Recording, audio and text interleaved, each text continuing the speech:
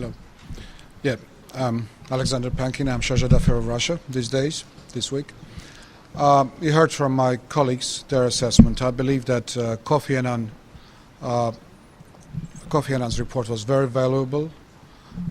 Though he sounded very concerned, there are encouraging signs after his meetings, especially in Damascus with President Bashar Assad. And now the Council will think of further actions. You know that the Russian Federation has disseminated a draft resolution on the continuation of UNSMIS. At the same time, our draft is speaking about continuing support to Kofi Annan's efforts and his six-point plan, as well as commending the Geneva Communique and the results of the meeting of Action Group in Geneva, and further support to implementation of Geneva Communique. And our draft resolution, which is familiar to you, at least I saw it circulated in the internet already, our draft is not putting actions by Security Council under Chapter 7 or in the Chapter 7 quoting. We base ourselves on the assumption and on the arrangements which were reached in Geneva that do not speak of any sanctions or any coercive measures. At the same time, we believe in order to make Geneva arrangements workable and realistic, to press on all sides and all players. And we understand that this pressure is not sufficient. You know that for its part, Russia is meeting with the opposition groups. We had meetings today in Moscow. We had a meeting on Monday, last Monday, 2 days ago. Interesting, constructive, not easy meetings with a diversion of opinions. But what we heard from many fractions and many representatives of the opposition is that they are not ready for diplomatic or political dialogue. They don't trust the current government. They would continue fighting, which is very discouraging, because in our view, the only instrument which would guarantee the implementation of Geneva arrangements, which deal with the further political process, is coordinated, consolidated pressure on all parties, including those who are involved in the crisis, including those who are supporting them by provision of material, financial, other resources, and sometimes human resources. You know, I mean fighters, which are coming in plenty from various parts of the region and beyond this region, beyond Middle East region. So we trust that Security Council should come to a consensus agreement on how to help Special Envoy Kofi Annan, and that has not to be necessarily done under Chapter 7. Chapter 7 is the last resort. Chapter 7 is not a very efficient, on many occasions, not a very efficient instrument. If there is no political will on behalf of all participants to this large process, then no actions, especially one-sided actions aimed at Syrian government, would be helpful in reality. Mr. Pankin, yes. Yesterday Ambassador Rice called your draft insufficient, and today Ambassador Aro called it toothless. I wanted to know, what's your response to that? And you were in the briefing. Did Kofi Annan, is he asking for sanctions? Was he asking for Chapter 7? Or what can you say about what is his request to the Council? Well, I mean, the terms toothless or insufficient, it's not the first time that you hear these expressions. I mean, insufficient, I got a positive signal in that, which means that it is a basis, but something is missing. Unfortunately, I mean, what they think is missing is Chapter 7. But while saying that they would not support the Russian draft in its present version, they did not deny that it could be a basis or its elements could be used for reaching final agreement. About Kofi Annan. Kofi Annan did not ask us to apply sanctions. He just said that the Security Council should speak in a united and single voice, and make sure to send a signal that its suggested recommendations and actions have to be implemented, and there will be consequences. That's true. I believe it's Mark or Sudan who quoted that.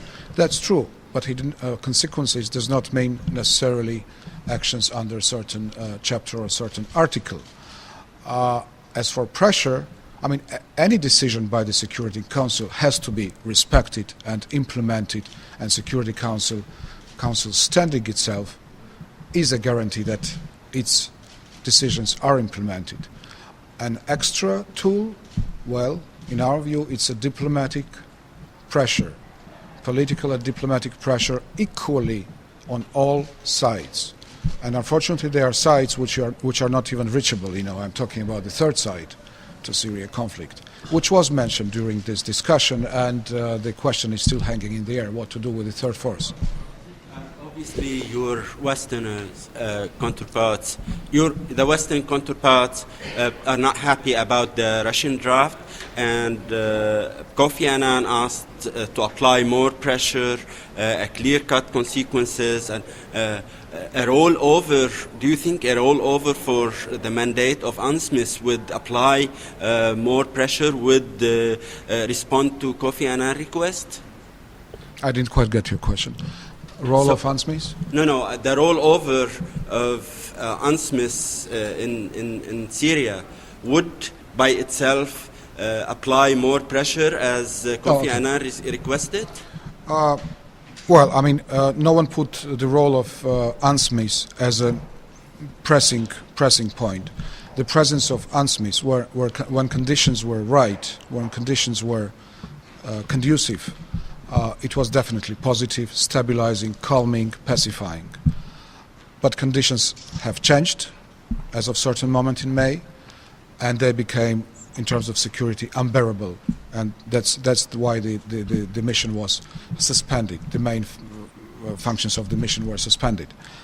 The mission is a stabilizing point rather than pressure point.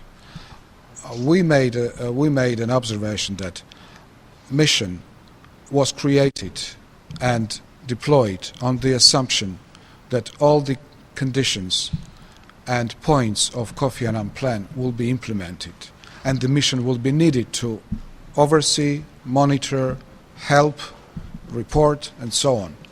We believe that we have the same moment now. It's a very critical, pivotal moment, but if we send a wrong signal that the mission has to be dwarfed, becoming almost non-existent, or withdrawn, or there will be no decision on the mission at all, which will mean that mission will cease to exist, that would mean that you don't believe in cessation of violence, in peace, in rollout of political dialogue, on continuing human rights actions which are needed by the Syrian government, which means that you do not believe in political, diplomatic way of settling the situation in Syria.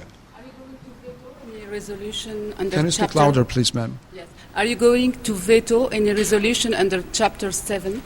Madam, we haven't seen the text of that resolution yet, and you're asking me about vetoing the thing which I haven't seen yet. Yeah. Because Ambassador Arrow, Ambassador Susan Rice, and Ambassador Leon Grant spoke about a resolution under Chapter 7. You know, madam, we are diplomats. We start with so-called zero drafts, then we try to reconcile, to find common grounds, to come to a consensus. As I told you at the beginning, we believe that this time it's not a time for games, you know, who vetoes first or who brings his first in blue first. It's a time for deciding on future of Syria with Syrian hands and people, and letting them engage. So I don't think we should ask each other questions whether we'll veto it and on which date. Yeah. Mr. Ambassador, just yesterday we find out that Russia is sending ships, armed ships, to Syria, and we know that you have a base there. It's not, you know, you send your ships there, but it happened yesterday in a moment of a lot of tensions. How the world should interpret this sending of those ships in this moment, particularly moment? Well, first, I mean, I'm not particular expert on naval deployment, but I believe the ship in that region are plenty, including fleets of other countries. Second, Russia is not sending ship to Syria, just as you said, armed ship. It's a drill which will be conducted. Part of this drill is going to that region, and it has no military dimension, which you might mean that demonstration of power or demonstration of presence of naval ship at Syrian port. And Syrian port Tartus, as you know, it has limited capacity, mostly used as a refueling base and not a real port which could harbor ship or allow other activities. Was there any willingness inside the council to put some pressure on countries who are supplying, to put pressure on countries which are supplying the opposition with lethal weapons? Were there any discussion to curb that inflow of weapons into Syria in order to demilitarize or to de-weaponize the conflict? Yeah, the arming dimension was mentioned during discussion, because definitely the more arms get in the region, the more inflammation they bring into this. I would call it battle. This military activities conducted in Syria.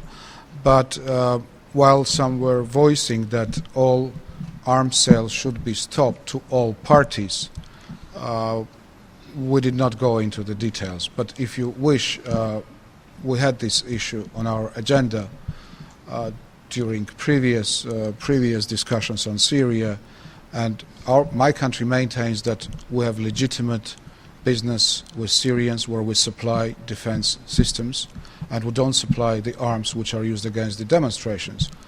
At the same time, in Syria, you see plenty of arms used for fighting government forces, government installations, and also civilians, which is small arms and grenades and even handheld grenades and other arms, and we heard of many, which are more dangerous. And they are coming from, definitely by land, from some neighboring countries, and some of them don't deny that. And they are supplied by countries in the region, by, I would not be shy to say, some Arab countries who also don't deny that, and maybe they're proud of that, judging by some interviews. We think that this has to be stopped. But apart from calling on stopping this, you have to have mechanisms to ensure that these porous borders are, guarded and they don't come through, which is very difficult. Ambassador, how do you perceive Iran's role in the conflict? Some people have asked whether Iran should be involved to be part of the solution, or are they part of the problem, as some Western diplomats have said?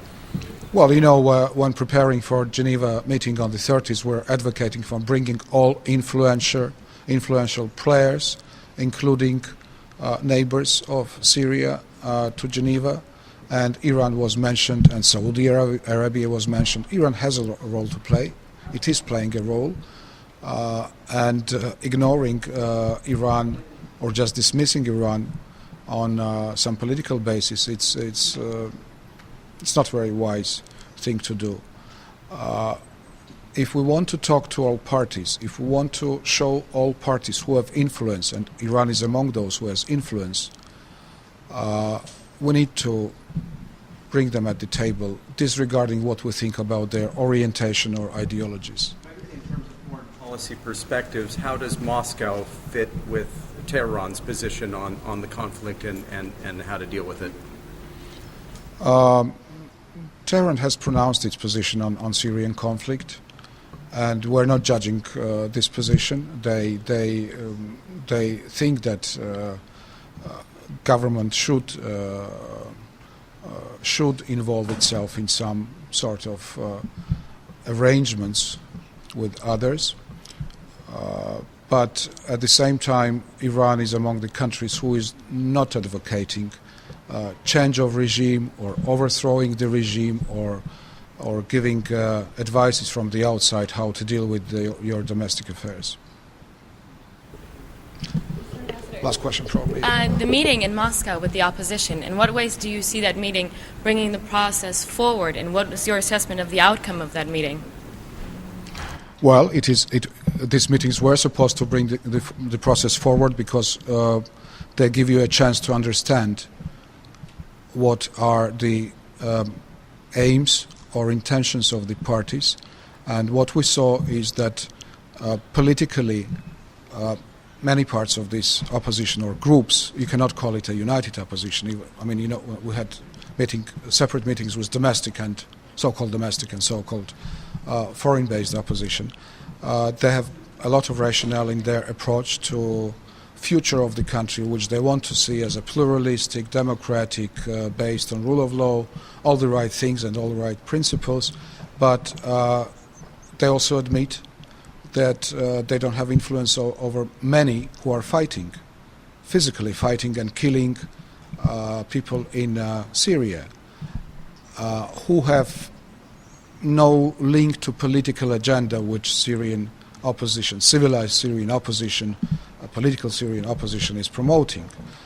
And this is the issue which has to be handled separately, because if we launch the dialogue which would evolve into political process, while the fighting will continue, because those who fight, they don't listen to those who negotiate the future constructions of the society, that will bring you no result. You will have a society with the banditry and terrorist activities which have to be handled. Who is behind those? Who's giving their weapons? Those groups that you say that are... Well, you can only guess. It could be some states, it could be some terrorist organizations. Well, it could be independent fighters who fight for their own causes. They don't consider them to be part of any political group or listen to any political group.